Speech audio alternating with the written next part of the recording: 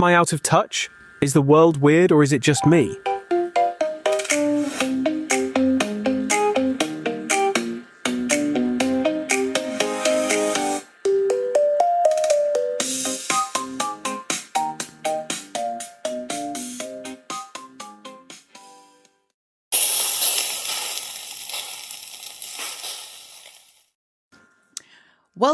Welcome to Well Done, the podcast where we talk about the things that truly matter in this country.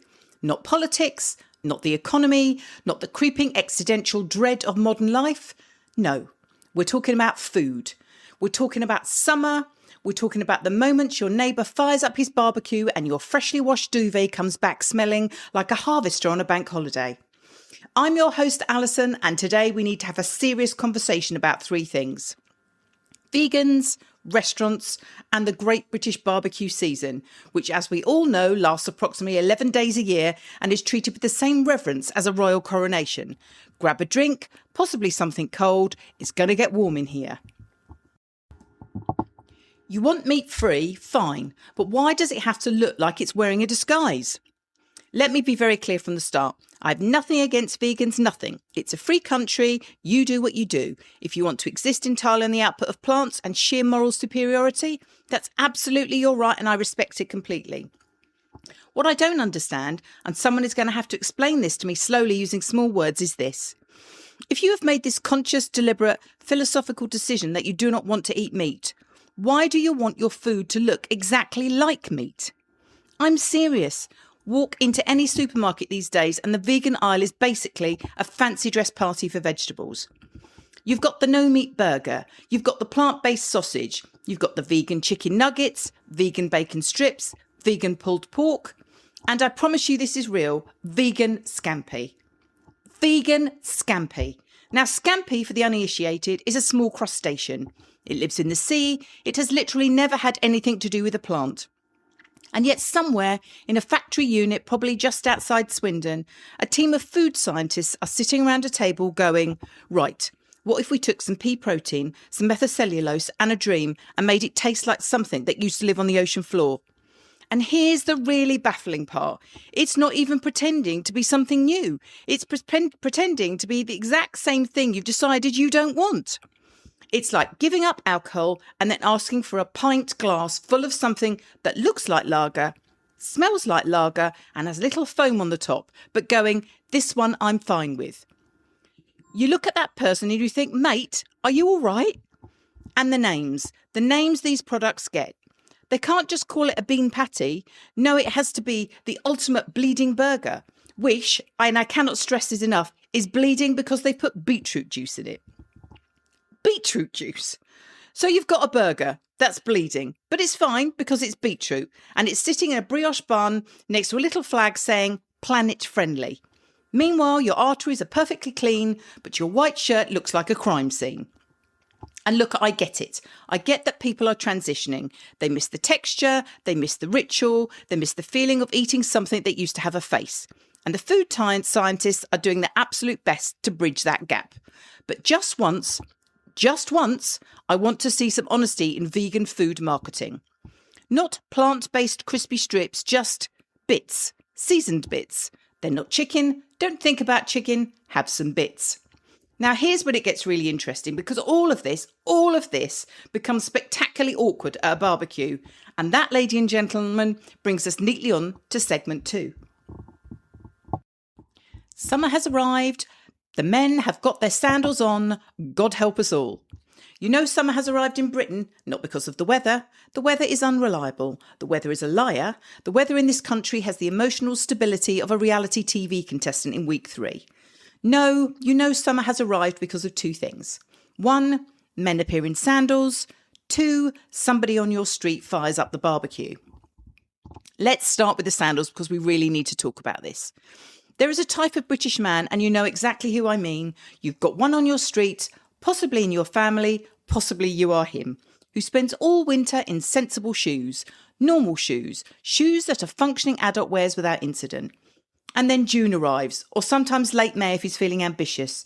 The temperature gets around 17 degrees, which in this country qualifies as a heat wave. We're not proud, and out come the sandals. Not just any sandals, sandals with socks. Now, there are many people who will defend this. They'll say it's practical, they'll say it's comfortable, they'll say the Germans do it, and yes, the Germans do it. But the Germans also brought us the Autobahn and some very efficient railways, so we don't always have to follow their lead in everything, do we? On a side note, why do young men think wide tube socks and sliders are okay? Why do they think it's different from socks and sandals? Someone please explain this one to me. Okay, back to socks and sandals, and there he stands, in the garden, in his shorts that he's had since 2009. His vest that may be a bit ambitious, red shoulders already because he forgot sunscreen again, and he looks at his disposable barbecue tray that he bought from the garage forecourt with the same quiet pride that Victorian explorer might have felt planting a flag on an undiscovered continent. This is his moment. He's been waiting for this since October. He doesn't cook the rest of the year. He wouldn't know where the garlic press is. He once asked, where do you keep the saucepans in the kitchen he has lived in for 11 years? But today he is a chef. Now, the thing about the Great British Barbecue is that it operates on a very specific and deeply irrational set of principles. Principle 1. Everything must be cooked at exactly 2 temperatures, raw and carbonised. There is no middle ground. The outside of the sausage will be the colour of a Victorian chimney. The inside will be, medically speaking, alive. Principle 2. There are always too many people for the equipment. You've got a grill the size of an A4 piece of paper and you're trying to feed 14 people, including 3 kids who only eat plain things and 1 person who you've just found out is vegan. More on that in a moment. Principle 3. Someone always brings corn on the cob.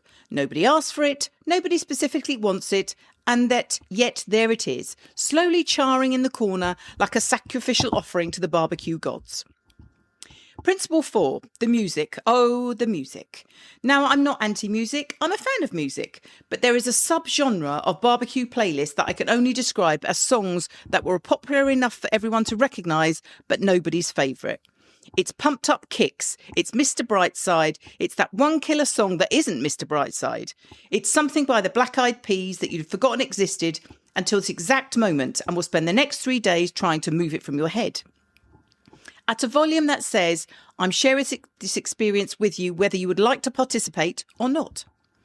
And your neighbours, your actual neighbours, are getting this in full surround sound, over the fence, along with the smoke. Because here's the thing, nobody tells you about the smoke. The smoke is aggressive. The smoke is personal. You can't light a barbecue on one side of a semi-detached house and somehow, through a combination of physics and spite, the smoke will find the one window that's been left open, travel up the stairs and sit in your guest bedroom for 3 days. And if you've got your washing on the line, mate, you may as well just marinated your sheets in charcoal brine and hung them back up. The towels now smell like a smokehouse.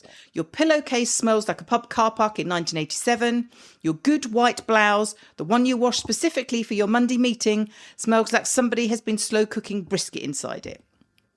Meanwhile, back at the barbecue, the host is now swearing considerably, fanning the coals with a paper plate, insisting it'll be ready in 5 minutes, a phrase which at a British barbecue means anything between 20 minutes and the literal heat death of the universe.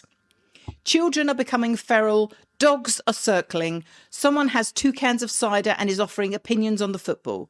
There is a bowl of coleslaw that everyone is ignoring, there is a bag of burger buns that have inexplicably gone hard despite not being open, there is potato salad that no one asked for and everyone is vaguely suspicious of. And in the corner, quietly, politely, with the kind of patience that should qualify them for sainthood, is your vegan guest. They brought their own food, of course they did. They know better by now. They arrived with a little Tupperware container of marinated portobello mushrooms and halloumi, which technically isn't even vegan, but everyone's given up asking the question at this point. And the host, who is a good person, a genuinely lovely human being, says the following sentence with complete sincerity. I've saved you a bit of space on the grill. Which sounds very inclusive, very thoughtful, very considerate, until you realise that bit of space on the grill is the same grill that has for the last 45 minutes been processing sausages, burgers, 2 chicken thighs and something that might have been a lamb chop. The grill that is essentially marinated in the essence of every animal that has crossed in this afternoon.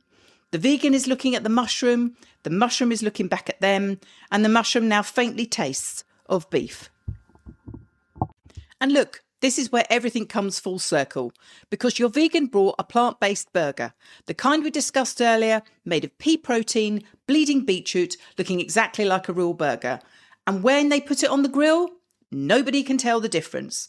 The host can't tell the difference, the kids can't tell the difference, Dave from next door, who's been drinking since noon, definitely can't tell the difference.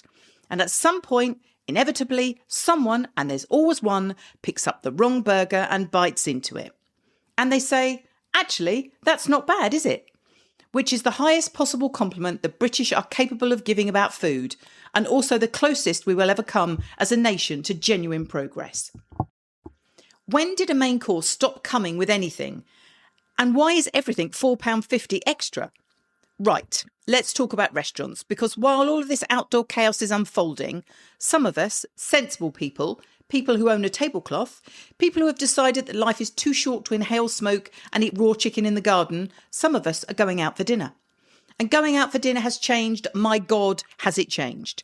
There was a time, and I know this sounds like the beginning of a speech at a retirement party, but stay with me.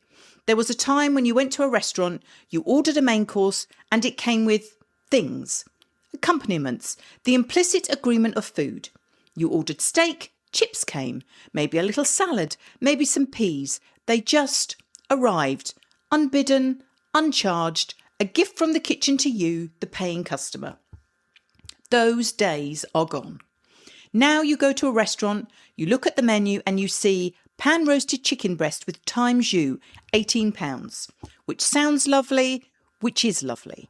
But what you do not immediately clock, because the menu is beautiful, the lighting is ambient, and there's a candle on the table, and you've already had the bread, which is also extra, but we'll get to that. What you do not immediately clock is that it's just the chicken. Not chicken and something, just chicken, alone, on a plate, with jus, which is gravy but French, so it costs more. The chicken is standing there like it's waiting for a bus, just a chicken breast in a puddle. And then you look to the side of the menu, the sides section, and this is where the real theatre begins. Because the sides are not included. The sides are not a given. The sides are an entirely separate financial transaction that you must negotiate as if you're buying a used car. Seasonal vegetables, £4.50. Tender stem broccoli, £5.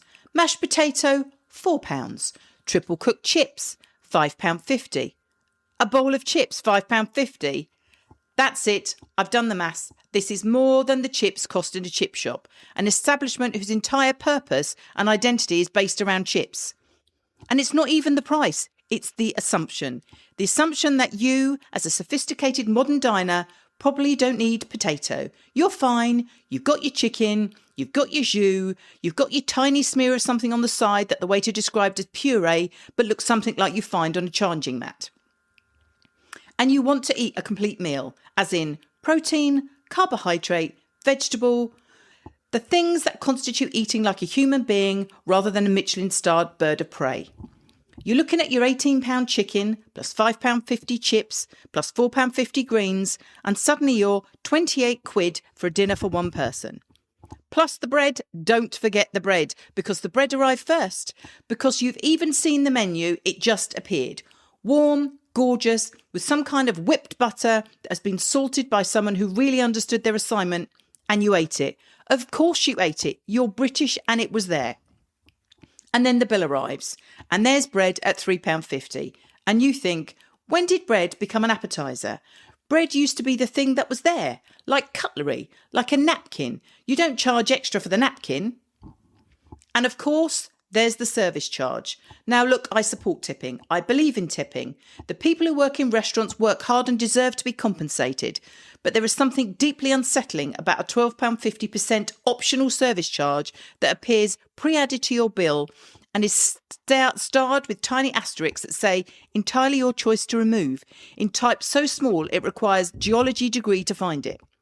It's optional, technically yes. Can you remove it? Technically yes. Will you? No. Because you're British and you'd rather leave the country than cause a scene. And the vegan menu, oh, we've come back around, haven't we? Beautiful symmetry. The vegan option at a nice restaurant used to be, we can do the risotto without the parmesan, reluctantly, slightly sighing as they write it down. Now the vegan menu is an event. It's got its own section. It's got words like foraged and heritage and soil. And there will be a dish described as charred leek, smoked walnut crumb, fermented kohlrabi, meadow herb oil. And you look at it and think, is this food or is it a map of a National Trust property? Meanwhile, the meat eater next to you is having beef. Just beef with stuff. And the leek is somehow £22 because it's been charred. And charring, apparently, is a technique that requires specialist equipment, years of training, and roughly the same overhead as sending a satellite into orbit. What I'm saying is, somewhere between the vegan sausage roll, the barbecue smoke-flavoured washing, and the £5.50 bowl of chips, we have as a society made food very, very complicated. And yet there is something, and I mean this sincerely under all sarcasm, there is something genuinely wonderful about the fact that we care this much, that we argue about it, that a man stands in his garden at 6:30 with a pair of tongs and a borderline unsafe disposable barbecue, and he is happy. That we crowd around a smoky grill, clutching warm cans and paper plates, getting in each other's way, cooking things unevenly, arguing about when the chicken's done. And it is genuinely one of the best possible ways to spend a summer evening. Even if your washing smells like a steakhouse. Even if the vegan's mushroom tastes of someone else's burger. Even if the restaurant charged you extra for the chips. We're going to be okay. Probably. That's it for today's episode of Well Done. If you enjoyed it, tell someone, tell everyone. If you didn't, tell someone else and really sell it. Either way, word of mouth is how these things survive, much like the undercooked sausage. So until the next episode, wear sunscreen, not the Factor 10, the proper stuff. Put it on before you go out, not when you're already pink. Your nose is not a warning light. I'm your host, Alison, and this has been Well Done.